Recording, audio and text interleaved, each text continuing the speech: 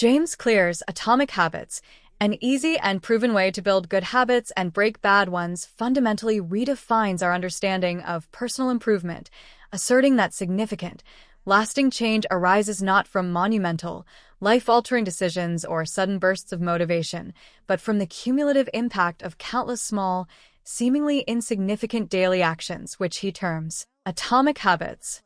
This core philosophy highlights that these tiny, incremental improvements, when applied consistently day after day, week after week, and year after year, compound over time to yield remarkable and often unexpected results, mirroring the exponential growth observed with compound interest in finance, thereby suggesting that the trajectory of one's life is ultimately determined by the sum of their daily habits. Clear vividly illustrates this compound interest of self-improvement by explaining that if one manages to get just 1% better each day, by the end of a single year, they will be approximately 37 times better than when they started, a staggering transformation from seemingly negligible daily gains. Conversely, a mere 1% decline each day over the same period leads to a near total erosion of progress, plummeting almost to zero, underscoring the powerful, often unnoticed, influence of consistent, tiny choices. He reinforces this idea through compelling real-world anecdotes, such as the dramatic turnaround of British cycling under coach Dave Brailsford, who implemented an aggregation of marginal gains strategy, meticulously identifying and improving every minute aspect of the sport by just 1%. From optimizing bike seat design and tire grip with alcohol rubs to ensuring ideal muscle temperature with electrically heated overshorts and even focusing on the cleanliness of the team bus. These seemingly trivial adjustments, when combined and compounded over time, led to unprecedented success for the team, including multiple Olympic gold medals and numerous Tour de France victories, serving as a powerful testament to the transformative potential of consistent, small improvements. This phenomenon often manifests as the plateau of latent potential, where individuals often experience a period of sustained effort without visible results, leading to a valley of disappointment, where many abandon their efforts, unaware that their consistent actions are building the foundational potential required for a sudden, dramatic breakthrough. Emphasizing that persistence through this period of unrewarded effort is crucial for unlocking significant change. Clear advocates for a powerful paradigm shift, emphasizing that real, lasting change necessitates focusing on one system rather than solely on goals, arguing that while goals provide direction and a temporary burst of motivation, they are often fleeting and can even hinder progress if not supported by a robust underlying system. He posits that individuals do not rise to the level of their goals, but instead fall to the level of their systems, illustrating this with the example of a sports team whose ultimate goal might be to win a championship, but whose true success stems from its daily practice routines, coaching strategies, nutritional plans, and recovery protocols, the intricate system that underpins their performance. An over-reliance on goals, Clear explains, can lead to several pitfalls. Goals are inherently outcome-based, making the journey feel like a mere means to an end rather than an enjoyable process. They can create a yo-yo effect, where motivation dissipates once a goal is achieved, e.g., losing weight for an event, only to regain it after. They can restrict happiness by deferring joy until a future accomplishment, rather than finding satisfaction in the ongoing process. And they often fail to differentiate individuals, as everyone shares common goals, like wanting to be successful, but only those with superior systems truly achieve them.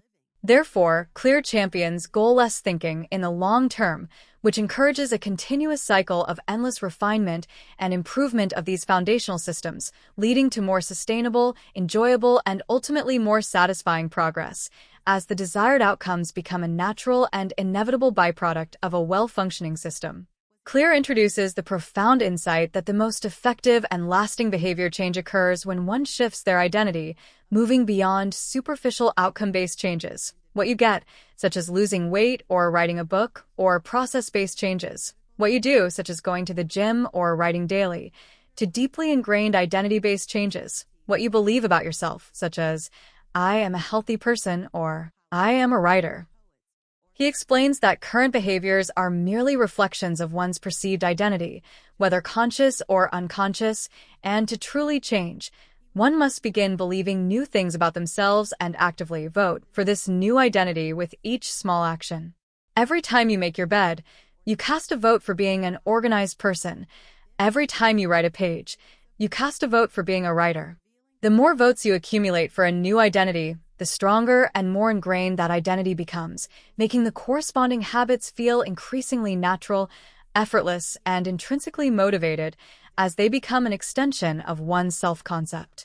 This identity shift is crucial for sustaining habits even when initial motivation wanes, because you perform the habit not out of obligation, but because it's who you are and it feels good to be you. He structures the practical application of his philosophy around the 4 laws of behavior change, which are derived from a universal habit loop comprising 4 interconnected steps. A cue, the trigger that initiates a habit, acting as a piece of information that predicts a reward, like seeing a bag of chips. A craving, the motivational force behind every habit, which is not the desire for the habit itself, but the underlying desire to change one's internal state, such as craving the feeling of relief a cigarette provides. A response, the actual habit performed, whether it's a simple physical action, a mental shift, or a complex routine. And a reward, the end goal of every habit, which satisfies the craving and teaches your brain which actions are worth remembering and repeating in the future, thereby reinforcing the entire habit loop. By understanding and deliberately manipulating each of these 4 stages, individuals can systematically engineer their habits for positive transformation. To build good habits, Clear advises applying these laws positively. 1. Make it obvious by increasing awareness through a habit scorecard, a simple yet powerful tool where you list all your daily habits and categorize them as positive, plus symbol, negative, minus symbol, or neutral, equal sign, to bring unconscious behaviors to conscious awareness. This also involves specifying when and where a new habit will be performed using implementation intentions, e.g., I will behavior at time and location, which creates a clear, actionable plan and reduces ambiguity. Furthermore, leveraging existing routines with habit stacking, e.g., after current habit, I will new habit, seamlessly integrates new behaviors into established patterns. Crucially, Clear emphasizes environment design, urging individuals to proactively arrange their surroundings to make cues for desired habits prominent and visible, such as placing running shoes by the door, keeping healthy snacks on the counter, or leaving a book on your pillow, recognizing that the environment acts as an invisible hand shaping behavior. 2. Make it attractive by using temptation bundling, a strategy where you pair an action you want to do with an action you need to do, e.g., after I need to do, I will want to do, thereby making the necessary habit more appealing. He also highlights the powerful influence of social circles, advising individuals to join or cultivate a culture where the desired behavior is normal and celebrated, as we are inherently social creatures who tend to imitate the habits of those closest to us, especially those we admire or who are in the majority. Additionally, reframing one's mindset to focus on the benefits and positive outcomes of the habit, rather than just the immediate effort or sacrifice, significantly increases its attractiveness. 3. Make it easy by meticulously reducing friction in the environment, making your desired habits as effortless as possible to start, as the less effort required, the more likely the habit is to be performed. This includes applying the 2-minute rule, which dictates that any new habit should be started in a way that takes less than 2 minutes to complete, e.g., read 1 page instead of read a book, or walk for 5 minutes instead of run a marathon, with a primary goal being to master the art of showing up and building consistency, knowing that once started, it's often easier to continue. Automating habits through technology or prearranged systems, e.g., automatic bill payments, pre-packed gym bags, meal prepping, also removes the need for willpower and makes habits automatic. Furthermore, priming the environment by preparing your surroundings in advance, e.g., laying out workout clothes the night before, keeping a water bottle filled on your desk, sets you up for effortless execution. 4. Make it satisfying by finding ways to provide immediate gratification for good habits, even if the ultimate benefit is long-term, because the brain is wired for instant rewards. For example, if you save money, immediately transfer a small portion to a fun savings account. Visually tracking progress, e.g., Marking an X on a calendar or using a habit tracker app